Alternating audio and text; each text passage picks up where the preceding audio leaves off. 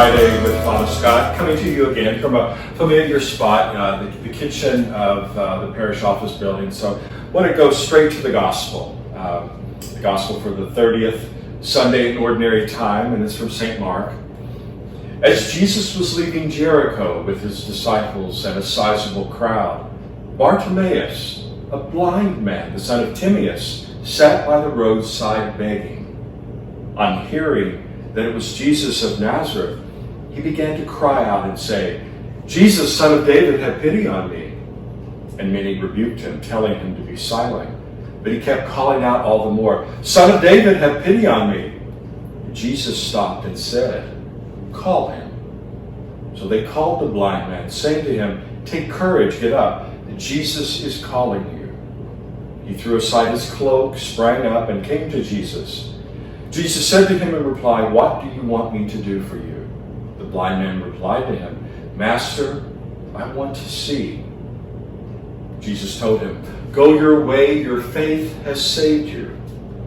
Immediately he received his sight and followed him on the way. The Gospel of the Lord. Praise to you, Lord Jesus Christ. You know, it's a beautiful gospel story that we hear for this coming Sunday. A blind man who has the insight to recognize, as Jesus is passing by, who Jesus is. And what does he want? He wants to see.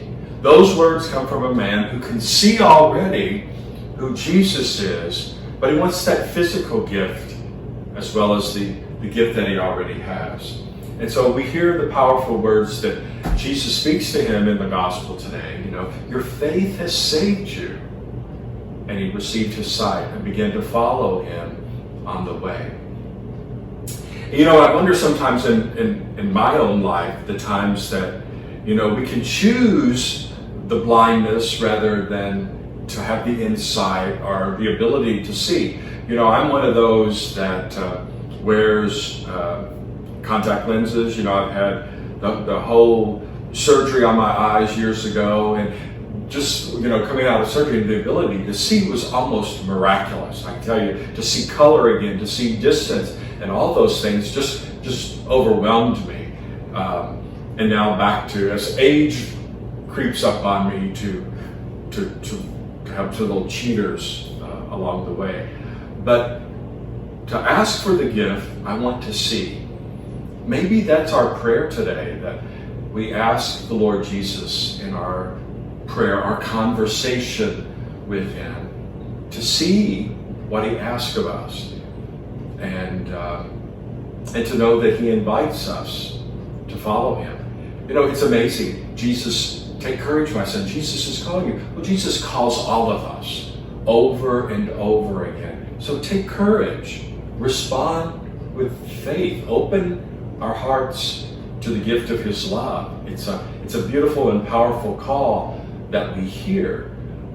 So today, as we continue to meditate on, you know, this Bartimaeus, son of Timaeus, what does it mean to us today to hear Jesus calling us, and to see and hear this blind man who has this insight into who Jesus is, challenge us to be a faith-filled person. So we've received so much from the Lord, and I think the words, take courage. The Lord is calling you. You know, he's named, we're named in baptism, and we're invited to be his disciples. So, you know, there are so many ways to follow the Lord. Again, right now, just one of those little public service announcements. You know, the Afghan collection that we're collecting for Afghan refugees, the Trinity High students who are organizing that, behind that. So if you've got something, or if you're going out maybe to remember those that are making new homes here in the United States, from, you know, the simple things, salt and pepper shakers, a butter dish, to knives, forks, cutlery, toasters, all those kinds of things, little things, can openers. If you've got it, if you've got a gently used and good shape bring it, because all of that will be put to good use. So look at the insight these young men have, and they're having the courage to organize and do so much good. So until we meet again, ladies and gentlemen, another Friday with Father Scott.